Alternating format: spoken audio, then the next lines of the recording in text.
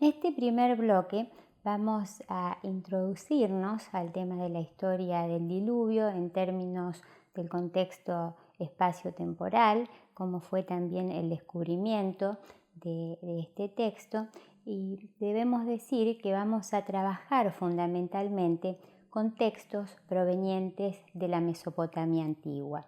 Por Mesopotamia antigua nos referimos al territorio comprendido entre los ríos Éufrates y Tigris, como pueden ver en este mapa, y esto ocupa los territorios de lo que hoy son Irak y parte de Siria, como pueden ver en este otro mapa, donde las ciudades antiguas están por encima de los límites territoriales modernos, como para ubicarnos geográficamente.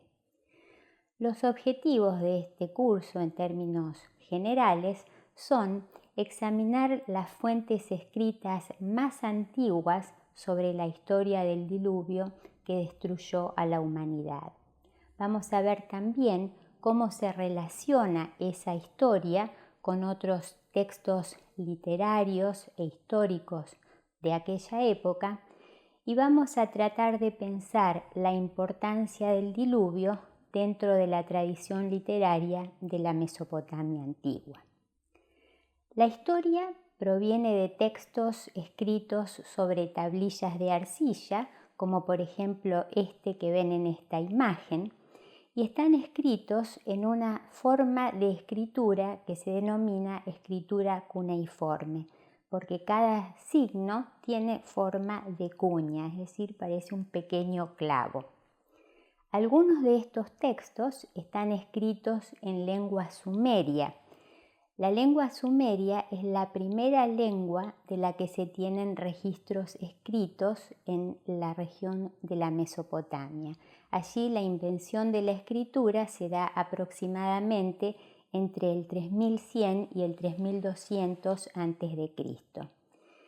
La lengua sumeria se denomina aislado lingüístico porque es una lengua que no está emparentada a ninguna familia de las lenguas que conocemos en la actualidad. Otro conjunto de estos textos que tratan la historia del diluvio están escritas en lengua acadia. A diferencia del sumerio, la lengua acadia pertenece a familias de lenguas como por ejemplo el hebreo y el árabe. Es lo que denominamos una lengua semítica. La existencia sobre la historia del diluvio se conoce desde hace relativamente poco tiempo. Del diluvio mesopotámico estamos hablando, ¿no es cierto? La historia fue descifrada por primera vez, esta historia escrita en tablillas cuneiformes, en el siglo XIX por un brillante autodidacta inglés llamado George Smith. Y aquí lo vemos en esta foto.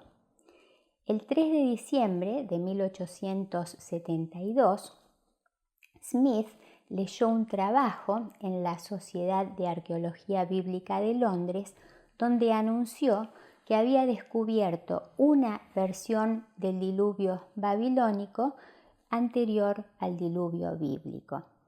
El anuncio de esta charla generó tanta expectativa y entusiasmo que entre los asistentes se encontraba el primer ministro británico en funciones, William Gladstone. Su traducción fue publicada por primera vez en 1876 con el título La historia caldea de Génesis, que contiene la descripción de la creación, la caída del hombre, el diluvio, la torre de Babel, la época de los patriarcas y Nimrod.